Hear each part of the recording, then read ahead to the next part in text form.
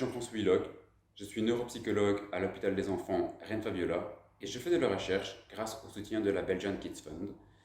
et je bénéficie d'une bourse en l'honneur du professeur André Kahn.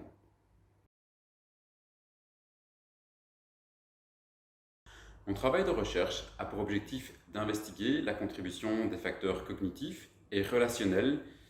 qui vont venir jouer sur l'expression du trouble de l'attention avec ou sans hyperactivité, qui est plus souvent connu sous les termes de TDAH. Alors, il faut savoir que le TDAH est un trouble neurodéveloppemental, tout d'abord, qui est caractérisé par la présence de symptômes d'inattention, d'hyperactivité et d'agitation motrice qui peuvent s'observer dans différents contextes et avoir des répercussions au niveau de la sphère sociale, scolaire, familiale ou professionnelle. Donc c'est un trouble qui affecte approximativement 5% des enfants d'âge scolaire et 4% des adultes. Au niveau des consultations, il n'est pas du tout rare que lorsqu'on diagnostique un TDAH chez un enfant, on vienne aussi à diagnostiquer la présence d'un TDAH chez un des deux parents, voire les deux parents. Au niveau de la prise en charge, ceci a des implications importantes parce que la présence des symptômes d'inattention et d'hyperactivité chez l'enfant, mais également chez ses parents, peuvent avoir des implications considérables au niveau de la prise en charge. Ça, c'est l'objectif même de mon travail, d'investiguer alors la contribution de ces différents facteurs sur l'expression du TDAH chez l'enfant. Alors, au niveau de ma recherche, donc bien que l'implication de facteurs génétiques ait été démontrée à de multiples reprises dans le TDAH, plusieurs études récentes vont venir montrer que les relations parents-enfants vont venir moduler l'expression de ces facteurs génétiques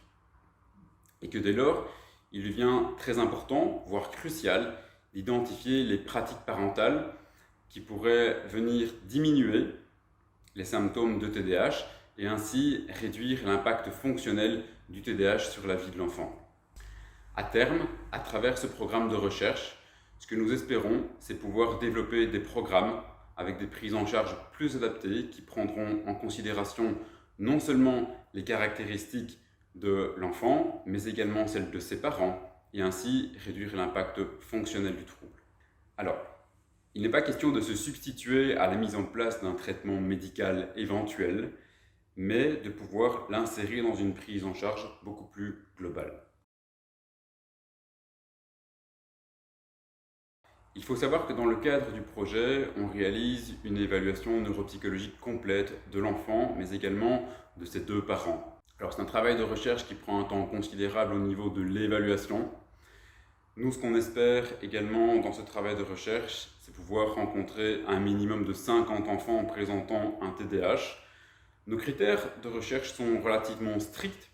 puisqu'on va prendre les enfants âgés de 7 à 10 ans et pour lesquels on observe relativement peu de comorbidités. Donc les enfants qui sont nés prématurément ou qui présentent une autre pathologie neurodéveloppementale qui serait susceptible d'interférer avec les résultats des épreuves cognitives, ils ne sont pas pris en considération dans l'étude. L'aspect important aussi par rapport à ce projet de recherche, c'est que non seulement on va investiguer la sphère cognitive et la sphère relationnelle chez les enfants qui présentent un TDAH,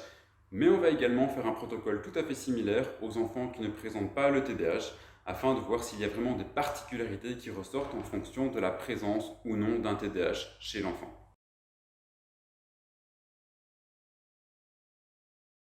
Alors, aidez-nous à poursuivre nos recherches en pédiatrie et faites un don à la Belgian Kids Fund.